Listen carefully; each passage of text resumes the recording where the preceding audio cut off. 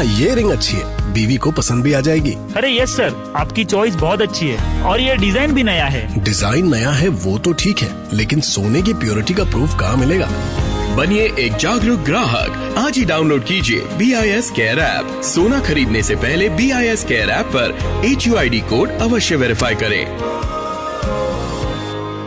क्यों बहनों, मिल गई ना खबर कैंप की? हाँ आशा, तू तो वहाँ मेरी नजर का इलाज करवा। नजर ही नहीं चाची, नाक, कान, त्वचा, शुगर, BP या कोई यौन रोग हो, सेहत और इलाज की मुफ्त सुविधा अब हमारे घर पर ही आ गई है। कैंप की अधिक जानकारी शहरी स्वास्थ्य केंद्र से या अपनी बस्ती की आशा से प्राप्त कीजिए। स्वस्थ बनी जीवन, हर बस्ती हर आंगन। राष्ट्रीय शहरी स्वास्थ्य मिशन हरियाणा।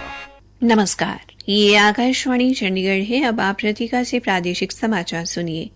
केंद्रीय रसायन एवं उर्वरक मंत्री मनसुख मांडविया ने कृषि में रासायनिक खादों के नकारात्मक असर को कम करने के लिए कार्य करने की जरूरत पर बल दिया है। जम्मू कश्मीर में खराब मौसम और जम्मू श्रीनगर राष्ट्रीय राजमार्ग की खराब हालत के कारण आज दूसरे दिन भी श्री अमरनाथ यात्रा स्थगित रही। हरियाणा के उप मुख्यमंत्री दुष्यंत चौटाला ने यमुनानगर जिले में 115 करोड़ रुपए की लागत से 100 सड़कों के सुधारीकरण एवं मजबूतीकरण कार्यों का शिलान्यास किया। हरियाणा के लाडवा में आयोजित 3 दिवसीय फल उत्सव आज संपन्न हो गया और मौसम विभाग ने अगले 2 दिन पंजाब, हरियाणा और चंडीगढ़ में सभी स्थानों पर हल्की से मध्यम बारिश तथा कुछ एक स्थानों पर भारी से बहुत भारी वर्षा होने की संभावना जताई है। अब समाचार विस्तार से। केंद्रीय रसायन एवं उर्वरक मंत्री मनसुख मांडविया ने सभी संबंधित पक्षों और सरकार को कृषि में रासायनिक उर्वरकों के नकारात्मक असर को दूर करने के लिए कार्य करने की जरूरत पर बल दिया है। उन्होंने आज नई दिल्ली में आयोजित कार्यशाला में ये बात कही। ये कार्यशाला मृदा स्वास्थ्य के लिए रासायनिक उर्वरकों पर निर्भरता कम करने के वैकल्पिक पोषण के संवर्धन के लिए रणनीति तैयार करने के लिए आयोजित की गई। श्री मांडविया ने कहा कि असंतुलित ढंग से कृषि में पोषक तत्वों के अत्यधिक इस्तेमाल के कारण मिट्टी की उपजाऊ शक्ति और ऊर्जा कम हो गई है। उन्होंने कहा कि मनुष्य और पशुओं पर रासायनिक उर्वरकों के दुष्प्रभाव के कारण रासायनिक उर्वरकों के अत्यधिक इस्तेमाल वाले क्षेत्रों में बीमारियां बढ़ रही हैं। डॉक्टर मांडविया ने कहा कि कृषि उत्पादन बढ़ाना हमारी जिम्मेदारी है, लेकिन हमें कृषि प्रणाली को इस ढंग से मजबूत करने की जरूरत है कि मिट्टी की उपजाऊ शक्ति कम न हो। उर्वरक मंत्री ने देश के वैज्ञानिकों की भूमिका पर बल देते हुए कहा कि हमें राष्ट्र के लिए वैज्ञानिकों और उनके योगदान का उत्सव मनाना चाहिए, लेकिन अब कृषि के साथ साथ मिट्टी की उर्वरता के लिए समाधान तलाशने की लोगों की आकांक्षा पूरी करना भी उनकी जिम्मेदारी है। श्री मांडविया ने कहा कि इन समाधानों को इस तरह से साझा करने की जरूरत है कि किसान उसे समझ सकें और लागू कर सकें। जम्मू कश्मीर में खराब मौसम और जम्मू श्रीनगर राष्ट्रीय राजमार्ग की खराब हालत के कारण जम्मू आधार शिविर से लेकर बालतल और पहलगाम से वार्षिक श्री अमरनाथ यात्रा आज दूसरे दिन भी स्थगित रही। हमारी संवाददाता ने बताया कि यात्रियों के नए जत्थे को जम्मू आधार शिविर से आगे जाने की अनुमति नहीं दी गई। 275 किलोमीटर लंबा जम्मू श्रीनगर राजमार्ग रामबन सेक्टर में 4 स्थानों पर चट्टानों के गिरने और भूस्खलन के कारण मेहद और कैफेटेरिया मोड़ क्षेत्र में कल रात से बंद है। खराब मौसम के कारण कल 4600 श्रद्धालुओं को चंद्रकोट में रामबन यात्री निवास शिविर में ठहराया गया है। राजमार्ग पर विभिन्न स्थानों पर करीब 500 वाहन फंसे हुए हैं और यातायात अधिकारियों ने लोगों को राजमार्ग पर न जाने की सलाह दी है। अधिकारियों ने यात्रा के संबंध में हेल्पलाइन नंबर पर 14464 पर संपर्क करने को कहा है। हरियाणा के उप मुख्यमंत्री दुष्यंत चौटाला ने यमुनानगर जिले में आज करीब 100 सड़कों के सुधारीकरण एवं मजबूतीकरण के कार्यों का शिलान्यास किया।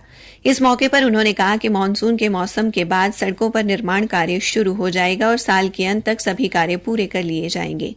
उन्होंने कहा कि 224 किलोमीटर लंबी इस सड़क पर 115 करोड़ रुपए की लागत आएगी। उन्होंने कहा कि इन सड़कों में यमुनानगर जिले के सभी 4 विधानसभा क्षेत्रों की 25-25 सड़कें और यमुनानगर शहर की 1 सड़क शामिल है। प्रादेशिक समाचार आकाशवाणी चंडीगढ़ से प्रसारित किए जा रहे हैं। हरियाणा के लाडवा में आयोजित 3 दिवसीय फल उत्सव आज संपन्न हो गया। उत्सव के समापन समारोह में शामिल हुए कृषि मंत्री जयप्रकाश दलाल ने पत्रकारों से बातचीत में कहा कि इस मेले का आयोजन किसानों को उष्ण कटिबंधीय बागवानी खेती अपनाने के लिए प्रेरित करने हेतु किया गया। कृषि मंत्री ने कहा कि किसानों को परंपरागत खेती को त्याग कर बागवानी को अपनाना चाहिए, इससे उनकी आय में वृद्धि हो सकती है। उन्होंने कहा कि सरकार द्वारा बागों का क्षेत्रफल बढ़ाने के लिए विशेष अनुदान योजना लागू की गई है, जिसके तहत फलदार पेड़ों के बाग लगाने के लिए अनुदान दिया जा रहा है। श्री दलाल ने कहा कि राज्य सरकार द्वारा गन्नौर में 550 एकड़ में देश की सबसे बड़ी मंडी बनाई जा रही है, जिसमें लगभग 40,000 करोड़ रुपए का वार्षिक कारोबार होगा और इस मंडी से उत्तर भारत के व्यापारियों को फायदा होगा।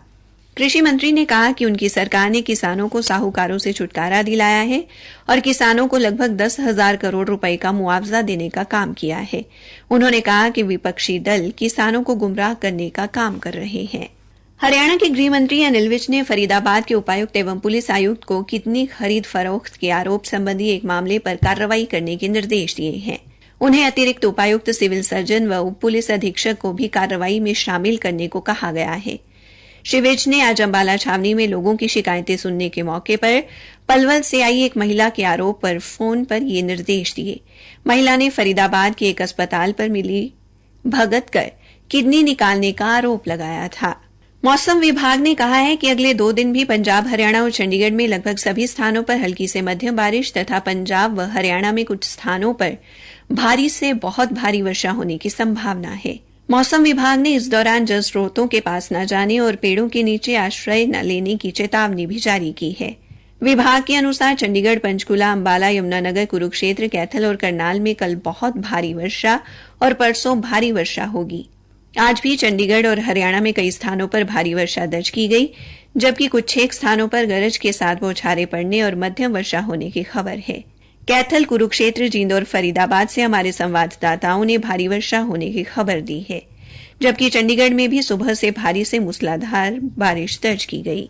उधर अंबाला की एसडीएम सी जया शारदा ने लोगों को नदियों के पास न जाने और नदियों में स्नान न करने का अनुरोध किया है।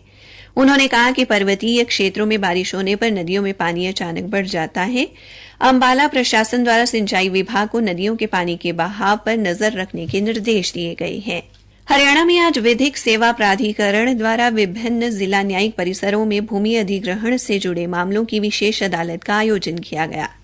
फरीदाबाद में मुख्य न्यायिक अधिकारी एवं जिला विधिक सेवा प्राधिकरण की सचिव सुकीर्ति गोयल ने बताया कि लोक अदालत में आए 50 में से 37 का निपटान मौके पर ही किया गया।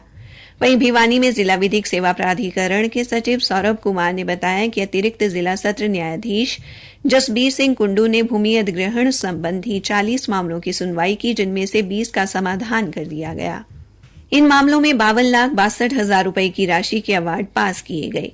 पानीपत में जिला प्राधिकरण के सचिव प्रतीक जैन ने कहा कि लोक अदालत में 8 मामलों का निपटान किया गया और 2 करोड़ 38 लाख रुपए से अधिक राशि मुआवजे के तौर पर दिलाई गई। हरियाणा के जींद में आज सुबह भिवानी मार्ग पर गांव बीबीपुर के पास एक सड़क हादसे में 8 लोगों की मौत हो गई, जबकि 8 व्यक्ति घायल हो गए। हमारे संवाददाता ने बताया कि हरियाणा रोडवेज की बस और एक गाड़ी की आमने सामने हुई टक्कर में 6 व्यक्तियों की मौके पर ही मौत हो गई, जबकि 2 ने अस्पताल में जाकर दम तोड़ दिया। मरने वाले सभी व्यक्ति कार में सवार थे। घायल हुए 8 व्यक्तियों में रोडवेज बस का चालक भी शामिल है। हादसे की वजह बारिश और ओवरटेक करना बताई जा रही है। राष्ट्रीय नवाचारी शिक्षक पुरस्कार से सम्मानित हिंदी प्राध्यापक डॉ विजय कुमार चावला को प्रशस्ति पत्र देकर सम्मानित किया गया। हरियाणा की शिक्षा मंत्री कंवरपाल ने उन्हें यह सम्मान प्रदान किया। शिक्षा मंत्री ने बताया कि कैथल जिले में ग्योंग स्थित आरोही आदर्श वरिष्ठ माध्यमिक विद्यालय में हिंदी प्राध्यापक डॉ चावला ने इस वर्ष परीक्षा पे चर्चा कार्यक्रम को सफल बनाने के लिए प्रधानमंत्री नरेंद्र मोदी को वीडियो पोर्टल के माध्यम से अपनी नवाचारी सुझाव दिए थे। अंत में मुख्य समाचार एक बार फिर। केंद्रीय रसायन एवं उर्वरक मंत्री मनसुख मांडविया ने कृषि में रासायनिक खादों के नकारात्मक असर को कम करने के लिए कार्य करने की जरूरत पर बल दिया है। हरियाणा के उप मुख्यमंत्री दुष्यंत चौटाला ने यमुनानगर जिले में 115 करोड़ रुपए की लागत से 100 सड़कों के सुधारीकरण एवं मजबूतीकरण कार्यों का शिलान्यास किया। इसी के साथ ये समाचार बुलेटिन समाप्त हुआ।